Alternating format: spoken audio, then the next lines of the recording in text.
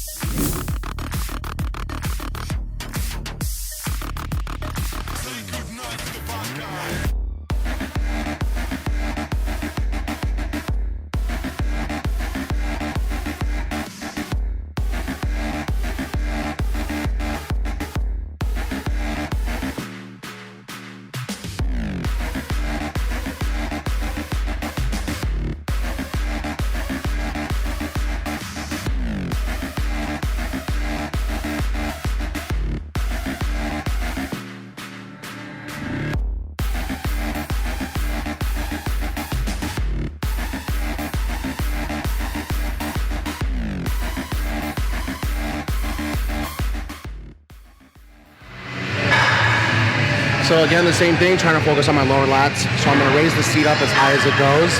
The other thing with this movement on any kind of row, what people do is they immediately bend their arms and then at the end squeeze their back.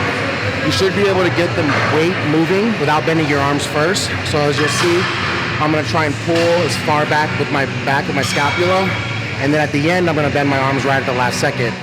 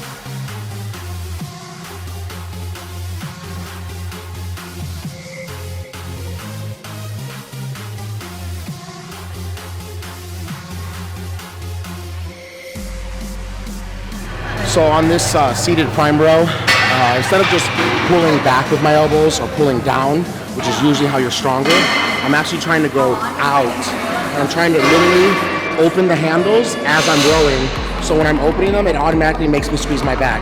And therefore I'm gonna work really the center and try and make my back more dense rather than just working the rear delts in the same areas of the upper back that everyone works.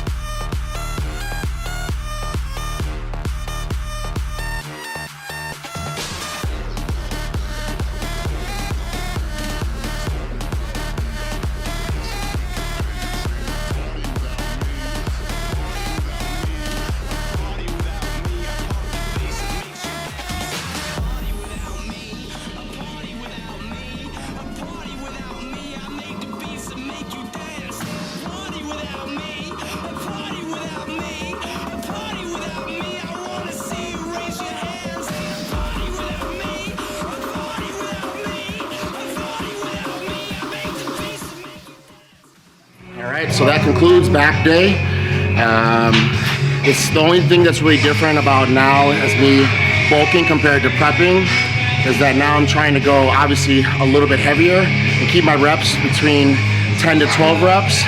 Once I start prepping, I'll probably start adding some supersets, a lot more drop sets in my workouts, and I'll start trying to shoot for maybe about 15 reps. Trying to keep the weight the same. I try not to drop weight when I'm cutting. That's a big mistake a lot of people make when they're cutting, is they go really light. If you use heavy weight to grow your muscle, once you start taking away the things like sugar and starchy carbs out of your body, it's already gonna deflate. So to take out heavy weight on top of it is a for sure definition to be flat and smaller. So that's about the only difference. I'm trying to do back twice a week. I try and do a thickening day and then a widening day, or an upper back and a lower back. And that's why we did today lower back, because I did upper back earlier this week. So stay tuned, follow, subscribe. We'll also be giving tips of the week that has nothing to do with working out. So your tip of the week this week is to eat before you train. Especially if you're trying to lose weight, you have the idea that eating less is gonna burn more fat. Eating more is only gonna speed your metabolism up, allow you to generate more energy in the gym, and therefore burn more calories. So eating an hour before your workout to gain or lose is optimal. The other problem that people make is not eating right away after the workout. You generate a lot of acidity in your stomach, so sometimes you don't have an appetite. But if you don't eat before or after your workout, your body goes into catabolic. When you're catabolic, all it's doing is eating your muscle. So obviously if you're trying to gain muscle, that's the worst thing you can do. But if you're thinking maybe, you know what, I'm trying to cut, I don't really care how much muscle I have, your body's now burning so much muscle, your body fat percentage has now gone up because now more percentage of your body is fat. So that would be the worst thing anyone trying to cut up or tone up can do, is to not eat. So the rule is, eat an hour before your workout and within an hour after your workout.